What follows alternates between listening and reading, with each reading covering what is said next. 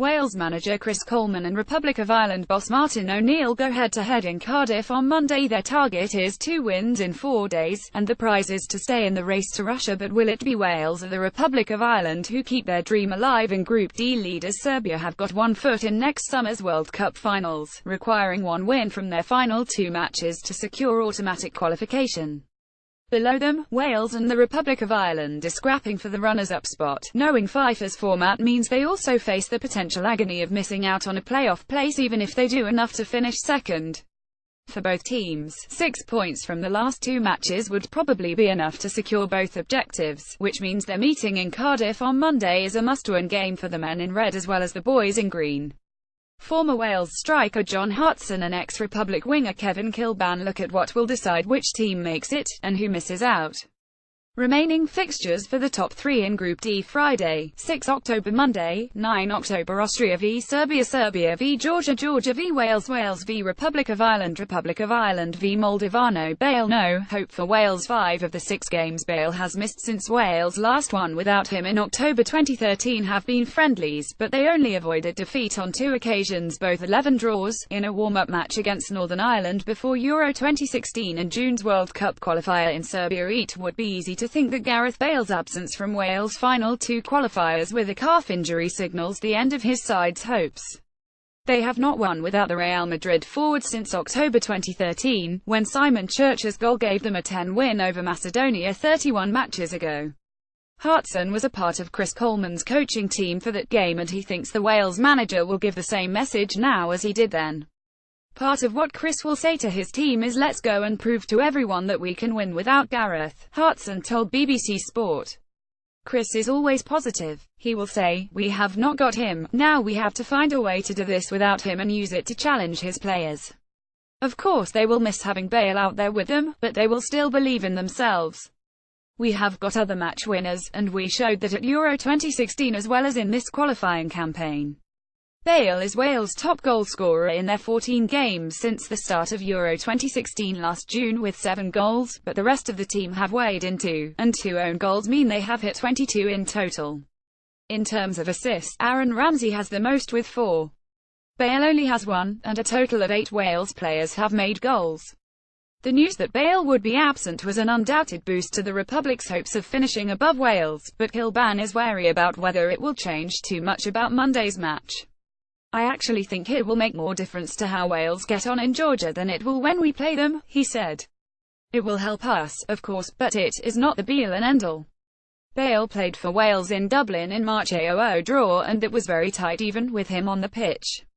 "I was expecting the same sort of cagey game again before he was ruled out, and I don't think it will change much about the way Republic of Ireland boss Martin ONeill approaches it."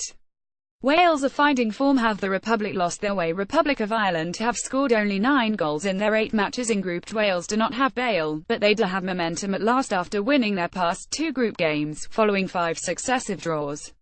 The Republic's form has been heading in the opposite direction, with no wins and only 2 goals in their past 4 matches, meaning they have slipped from top spot to 3rd. "If we don't qualify, then when we look back at where we were short, it would be making chances, especially at home," Kilban explained. "We have been a threat from set pieces, which is how we got our last goal against Georgia, but we have not created much overall, and it has been the same for a while. I think after most games, you come away saying, yes, we put up a fight, but where was the quality? We have got it in this team, but they just have not been producing it. The reason I say that is that I know the ability is there. If you look at that brilliant team goal that Burnley scored against Everton last weekend, there were 3 Republic players who played a key part in it: Robbie Brady, Stephen Ward and, of course, Jeff Hendrick with a finish. Robbie Brady 12, Stephen Ward 23 and goalscorer Jeff Hendrick 13 played a key part in Burnley's winner against Everton last weekend, which included 24 passes. We have not seen anything like that so far in this qualifying campaign, but now is the time for them to show what they are capable of." Along with James McLean, Brady is suspended against Moldova, but we should have enough to beat them at the Aviva Stadium anyway, and then they are both back to face Wales. McLean has probably been the one player who has given us a spark in attack, but one player is not enough to get you to a major finals. The Republic need Brady to find his best form in Cardiff and give us some of what we have been lacking in the final third, but we need to seriously improve our attack. We expect a battle, but have to get through Friday first. While the Republic will expect to beat Group D's bottom side on Friday, Wales' first test, in Tbilisi, is a lot tougher. We were quite fortunate to come away with a 11 draw when we played Georgia in Cardiff, said Hartson. We were missing Joe Allen and Aaron Ramsey in midfield, but, technically, Georgia are very good. They pushed on after they got an equaliser and we were hanging on at the end. They controlled the game for long periods. Tornike Okriashvili scored Georgia's equaliser in Cardiff in October 2016. Georgia are ranked 103rd in the world, 90 places below Wales, but have won 3 and drawn 1 of their previous 4 encounters, including a 50 thrashing in 1994 that Chris Coleman played in. We know how dangerous they are and they have taken points off every team in the group apart from Serbia, who they play again on Monday, so it is not a foregone conclusion that we will win that game, not at all. But Wales are in a fortunate position in that we get 2 bites at it. Even if the result does not go our way, we can still finish second by beating the Republic. Then of course you have the potential issue with the fact that, because we have not won both our games, we are not in the top 8 teams that make the playoffs. That would be a huge disappointment, but I think the mindset has to be that we are playing for second position in the group before we worry about anything else. Playoff table position team played goal difference points. Wales are in 9th place in the playoff table. Only the top 8 second-place teams qualify. If the Republic's points tally in Group D was good enough to put them in runners-up spot, they would currently be 8th in the playoff table with 10 points from 7 games and a goal difference of 11. Portugal 618,152. Denmark 77,133. Ireland 75,134. Italy 63,135. Iceland 73,136. Scotland 71,117. Sweden 63,108. Bosnia 6,289. Wales 618. Knowing that group Coleman, his coaches and players and how they talk about things, they will be fully focused on the Georgia match and not even thinking about the Republic at all. You can see that from the way Coleman has been talking about his players who are backing away from missing Monday's match. He does not care about that now. We know what to expect from the Republic battle, but we need to get through Friday first. The showdown in Cardiff. Jack Charlton was the Republic of Ireland manager the last time they lost to Wales when Mark Pembridge scored the winner in a friendly in February 1992. Since then, the Republic have won 3 and drawn 4 of their 7 meetings.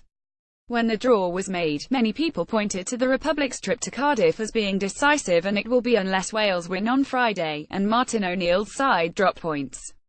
Both teams have got results when it counts in the recent past. While Wales dazzled against Russia and Belgium on the way to the semi-finals of Euro 2016, the Republic beat Bosnia-Herzegovina in their playoff to reach France, then overcame Italy to get out of the group stages there. Coleman, who was part of the Republic's squad at the last World Cup finals in 2002, said, "We have got those performances to draw upon now. And, right from the start of this campaign, I think if you had offered me a situation where we needed to win in Wales to get a playoff place, I would have taken it. It is a tough test, don't get me wrong, because they have got players in their side who are capable of things that our team are not. But what happened when we met in Dublin shows it is not insurmountable, and our record against Wales in recent years is very good, so I am still optimistic about our chances." Wales are unbeaten in qualifying and have never fallen behind in any of their 8 Group D games. 8 of the 10 points they have dropped through drawing games have come from games where they took the lead. Wales feel the same way, although Hartson is anxious they do not let any more leads slip away. "We need to keep our focus if we get an advantage in both remaining games," said Hartson. "A lack of concentration really cost us with Serbia's late equaliser in Cardiff, for example. But we did that against Austria and Moldova in our past 2 fixtures when we kept our nerve to win in what were seriously high-pressure situations. This Wales team is the first to get this far through a World Cup qualifying campaign with a chance of making the finals for 24 years, when Paul Bowden's penalty miss in their final match ended their hopes of reaching the 1994 tournament. Paul Bowden strikes his penalty against the bar with a score at 11 in Wales' decisive qualifier with Romania. A win would have sent Terry Yorath's side to the World Cup finals. "It is great to be in the mix right at the end," said Hartson, who was part of the Wales side that lost in the playoffs for a spot at Euro 2004. "And qualification is still in our hands, or at least it appears to be. Those are the positives, and it is still all to play for, but with Bale's injury it just seems that if it is going to happen, we will do it the hard way.